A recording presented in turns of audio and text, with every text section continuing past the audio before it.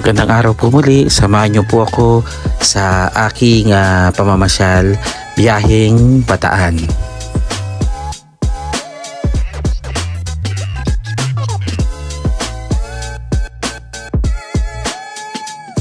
Sa may Cubao nga po pala kami sumakay at yung sinakyan namin ay yung Genesis.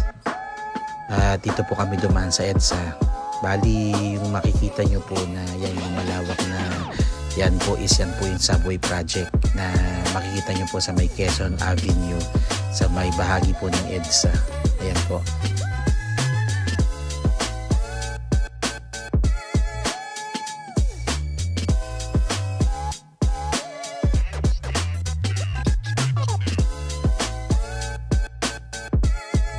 Bali, pupunta kami ng Bataan kasi bibisitahin namin yung pinsan ko doon. At the same time, gumagawa sila ng tuyo o dry fish. Kaya kumuha din po kami ng mga tuyo para ibenta. Medyo hapon na nga kami umalis kaya yung mga video natin is bibidyoan ko sana kung paano ginagawa yung mga tuyo, kaya lang masyadong hapon na kami dumating, so ilang video lang ng kung paano nila ginagawa yung tuyo. Wala talagang ganong kahabang video.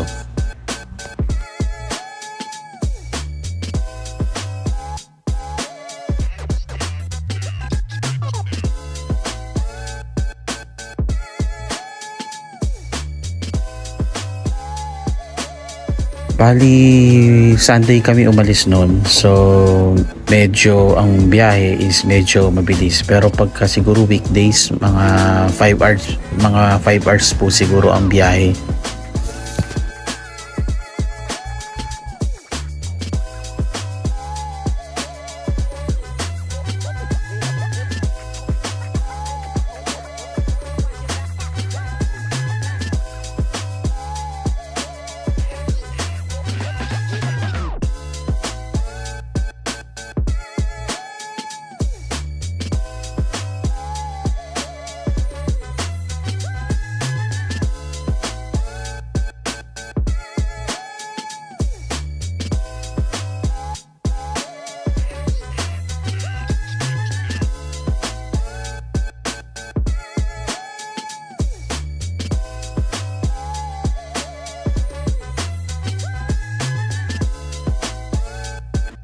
May stopover po pala nga dito sa may bandang SM Pampanga, dito sa may San Fernando. Bali, may mga sumasakay din po dito, saka may mga bumababa.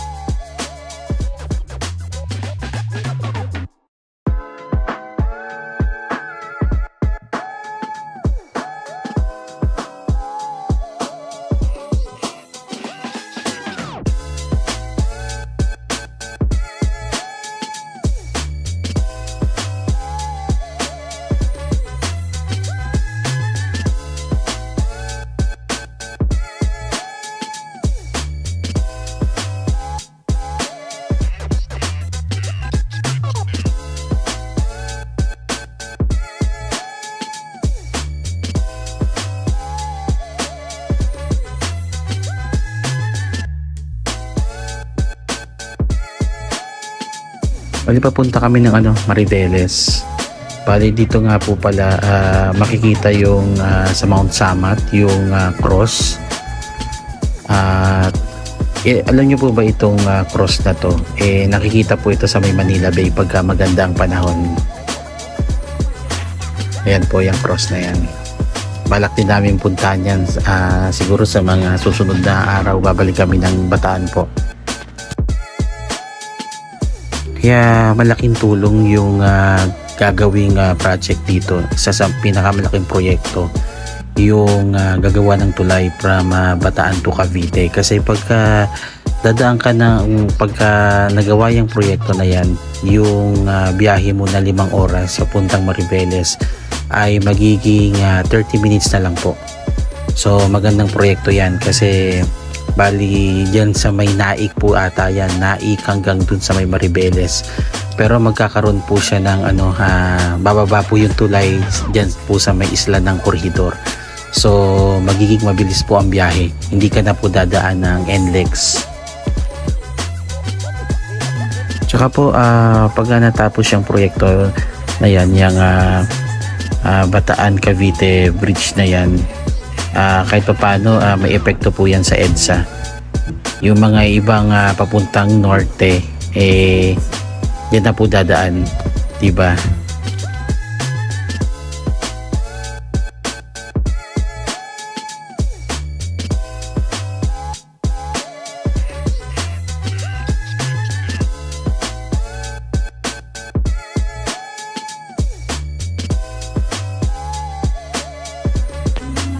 Pagka natapos po yung project na yan, ang laki po ng magiging progreso ng probinsya ng Bataan.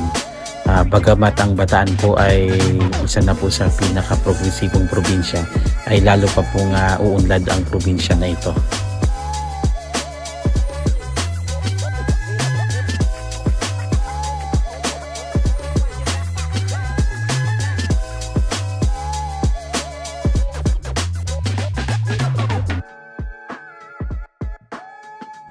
Ito nga po yung mga tuyo na ibinilad. At ayan po, napakadami po yan, yung ibang mga nakabox na.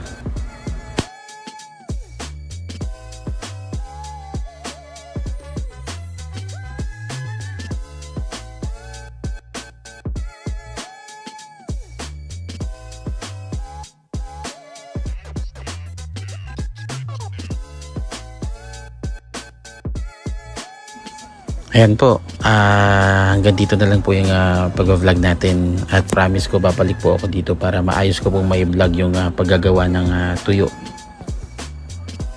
At maraming salamat po sa inyong panonood. Huwag niyo pong kalimutan na mag-like and subscribe para maging updated po kayo sa akin pang mga gagawing video.